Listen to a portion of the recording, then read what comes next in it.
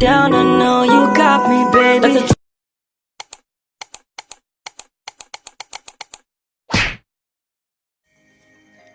Assalamualaikum warahmatullahi wabarakatuh. Halo semuanya, saya Rahmadayani, NIM 230104036, Prodi Tadris IPA Biologi, Universitas Islam Negeri Mataram. Pada kesempatan kali ini, saya akan membahas tentang dihibrid, trihibrid, polihibrid pada mata kuliah genetika.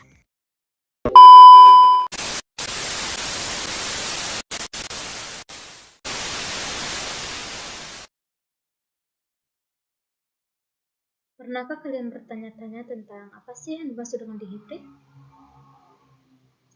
Dihibrid adalah persilangan antara dua individu yang memiliki dua sifat beda atau dua pasang gen yang berbeda.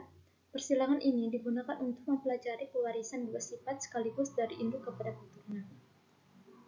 Adapun contoh soal yang pertama, pada tanaman tomat, buah berwarna merah R besar dominan terhadap buah berwarna kuning R kecil dan batang tinggi T besar dominan terhadap batang pendek T kecil. Disilangkan tanaman tomat berbiji merah batang tinggi homozigot R besar T besar T besar dan tanaman tomat berbiji kuning batang pendek homozigot R kecil T kecil T kecil.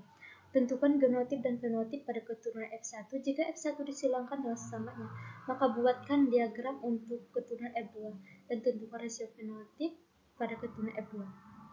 Maka penyelesaiannya diketahui P1 R besar T besar disilangkan dengan R kecil T kecil.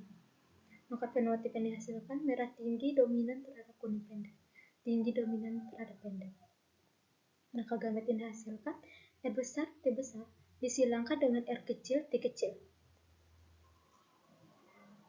Maka F1-nya R besar kita silangkan dengan R kecil, T besar kita silangkan dengan T kecil. Maka bisa mendapatkan F1-nya itu R besar R kecil, T besar T kecil. Maka genotipnya merah tinggi heterozigot. Jika di dalam soal jika F1 disilangkan dengan sesamanya, maka buatkan diagram untuk keturunan F2 dan tentukan rasio fenotip pada keturunan F2. Maka P2-nya itu R besar R kecil, T besar T kecil disilangkan dengan R besar R kecil, T besar T kecil. Maka gamet yang dihasilkan R besar kita silangkan dengan T besar, R besar kita silangkan dengan T kecil, R kecil kita silangkan dengan T besar, R kecil kita silangkan dengan T kecil. Maka jumlah gametnya ada 4 gamet. Maka nanti di dalam kotaknya ada jumlah 16 karena jumlah semuanya itu ada 16 gamet. Kemudian F2-nya itu supaya lebih mudah dipahami, kita buat dalam bentuk papan catur. Gamet yang R besar T besar, R kecil R besar T kecil, R kecil T besar, R kecil T kecil kita pindahkan di sebelah kiri. Begitu juga gametnya kita pindahkan di yang paling atas. Semuanya ada 16 jumlah. Maka gamet R besar T besar, R besar T besar, R besar T besar, T besar T kecil, R besar R kecil, T besar T besar, R besar R kecil, T besar T kecil, R besar T kecil. Kemudian gamet yang kolom kedua R besar T besar T kecil. Ingat di dalam susunan genotipnya huruf kapital yang paling depan. Begitu juga dengan kolom kedua R besar silangkan dengan T kecil, R besar R kecil silangkan dengan T besar T kecil, maka rasio genotip yang dihasilkan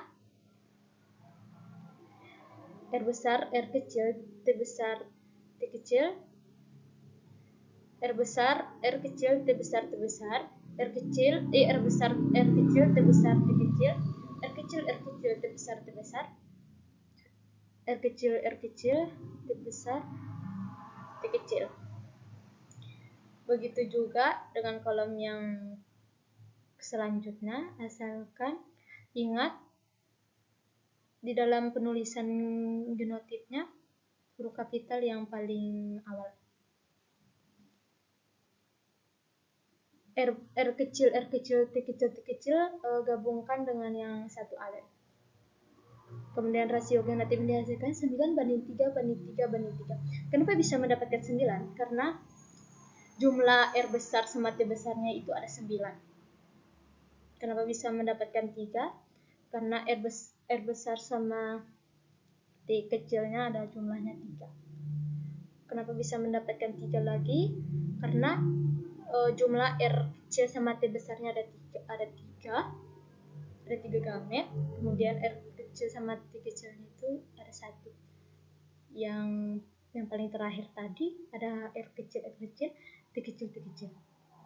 Kemudian rasio fenotip yang dihasilkan 9 merah tinggi dibanding 3 merah pendek, dibanding 3 kuning tinggi, dibanding 1 kuning pendek. Kemudian contoh soal yang kedua, ada tanaman hias warna bunga ungu U besar, dominan tidak sempurna terhadap warna putih U kecil, heterozigot U besar U kecil menghasilkan bunga berwarna lavender. Bentuk daun lebar L besar, dominan sempurna terhadap bentuk daun sempit L kecil.